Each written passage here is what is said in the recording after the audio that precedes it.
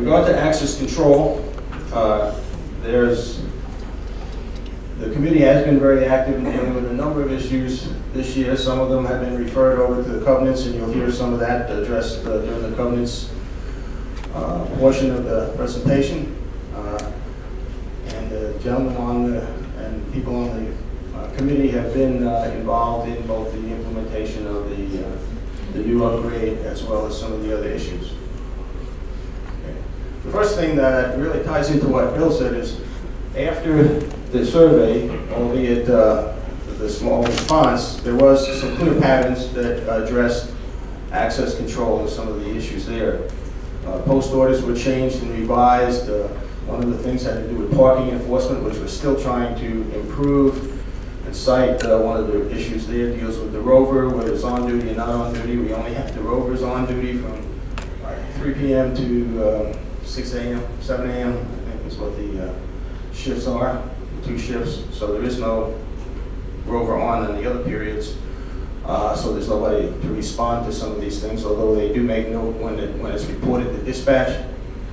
But there has been an increase in parking enforcement and citations, but that's presented an issue for the Covenants Committee, which is being reviewed and being discussed as to how we can put more teeth into that. Same thing with vendors on parking on lots, vendor access, some other issues.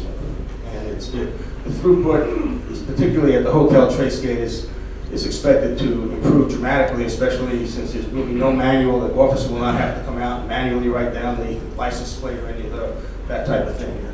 There's actually a camera there, and he'll be able to see it from inside when he swipes to visit his driver's license.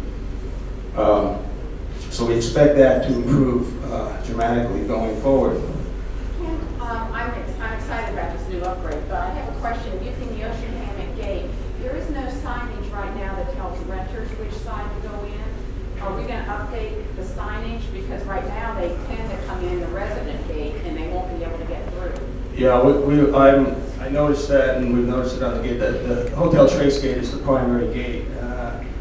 And we will be having to change that, because even the sign that's there that says some things really, you don't see it until you get, it's not a real good sign. But yes, we'll be taking a look at that, yeah. One of the problems that we have with the Covenants Committee is we're really a reactive committee and we're not a proactive committee. What I mean by that is we have to wait for a violation to occur. Donna sees it, brings it to our attention, we talk about it, and then we try to find a fix for it. We have a couple issues in our community that whether you agree with them, the rental issue, you don't agree with it, we know we've got to tighten our covenants to see if we can't make what's going on a little bit better. So to do this, we had a Covenant Committee workshop, and I'd like to thank Bill Doyle and Joan and Tom Nally for coming and spending the morning with us and giving us their input. What we can do to make all of our lives here easier. So we have violations by your fellow homeowner or a renter, and we can quickly get through them and deal with the appropriate action. So some of the things that we've worked on in the past and we will be working on, the easiest one was trash.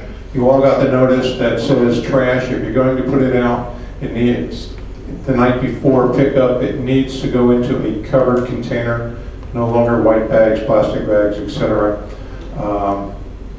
Easy enough. The other one is yard waste, and this is the big one. We are asking yard waste not to go out until the night before the pickup. So if you're going to do yard waste, do your yard on Saturday, please don't put it out until Tuesday evening. Simple enough. Now we have a couple bigger issues. Parking.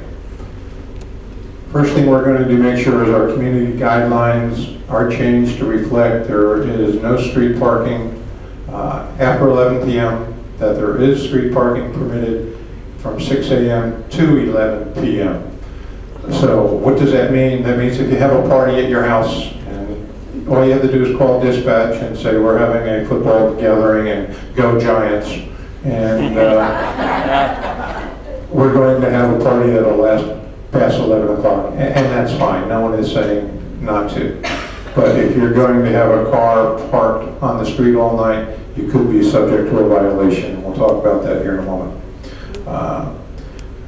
We would like to install and enforce a monetary fine for parking. Right now, the rover gets out of his vehicle, writes a little warning on the car, and it does absolutely nothing.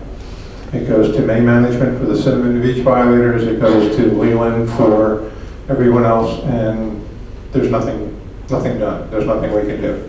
So we are recommending that we are going to put a monetary fine system in. Example, we're going to be working with council to see if we can get this done. Let's say first fine would be like a $15 fine, etc. And if you don't like to pay, you come to a hearing and explain why your car was parked. For the rental homes, we are going to ask that the responsibility go to the homeowner. With the new access control, all cars will be registered. So if it's a rental owner's car or a rental car and the renter does not pay it, the responsibility will fall to the homeowner. One of the ways is see if we can't tighten up that issue. As I mentioned, parking violations, if not paid by the renter, would be the homeowner responsibility. Another issue has come up, limiting the number of cars in a renter home driveway. Very simple. The renter can only have the number of cars that either their garage or their driveway can accommodate. If you have a house that can accommodate 2 in the garage and 4 in the driveway, very simple. The rental agents would only be allowed to register 6 cars for that.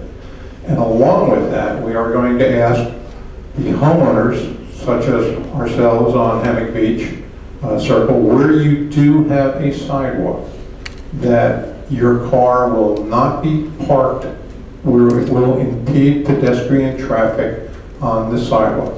Very important in Cinnamon Beach. There's a little bit of pedestrian area to walk. There's in front of 3 or 4 homes. If the car is parked on the driveway, it could cause a problem. The same with every other area in the community where there is a sidewalk.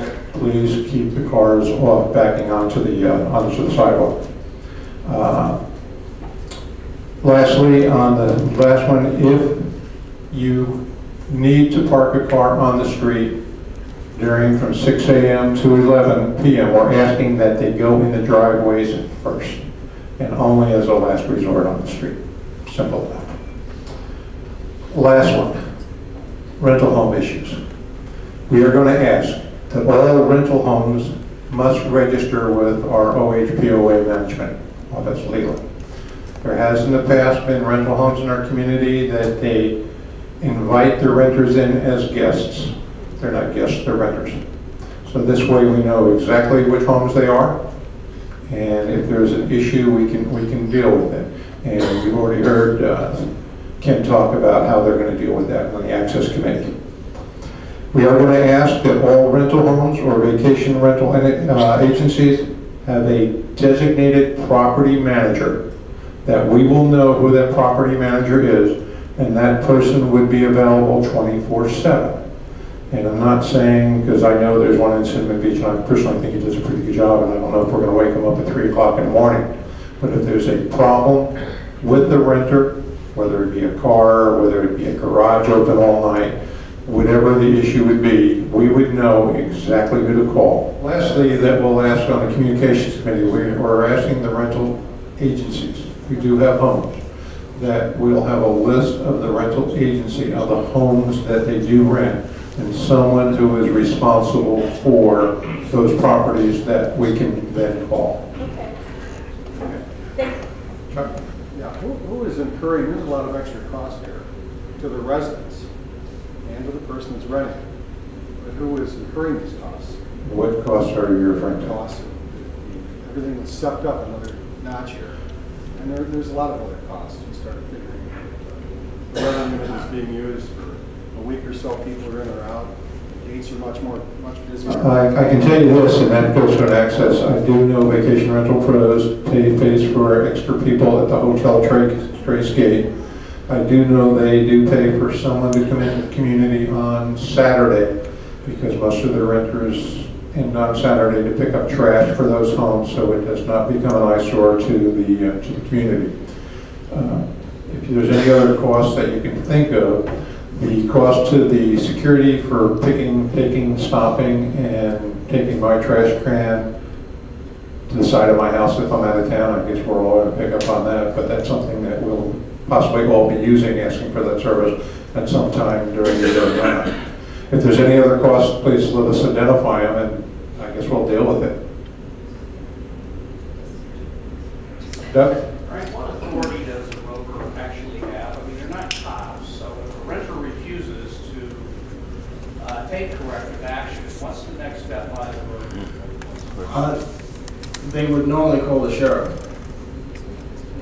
depending on what exactly, but that's what would be the next step up. And that has been done. It's been done in the condos. It's been done with some homes to get the sheriff out there if the renter is not responsive. Or an owner. We've had owners not pay attention. We've had a number of domestic violence issues in the community that generally don't get publicized, things like that.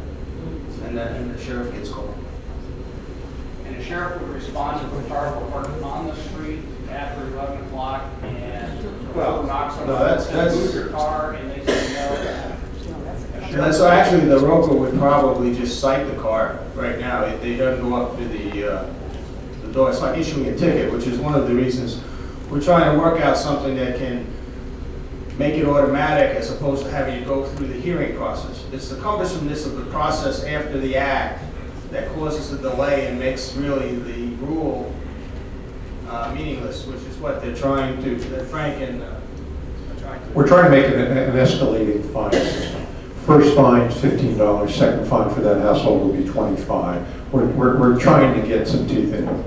Yeah, and I think the problem, Frank, is that and I would agree that it's a step in the right direction, but you've got the penalty phase down, but you don't have the enforcement phase down. We're correcting the problem through a day or two later penalty, and that doesn't solve the problem for the homeowner who's next to them. But it's dictated by statute. The process is dictated by statute.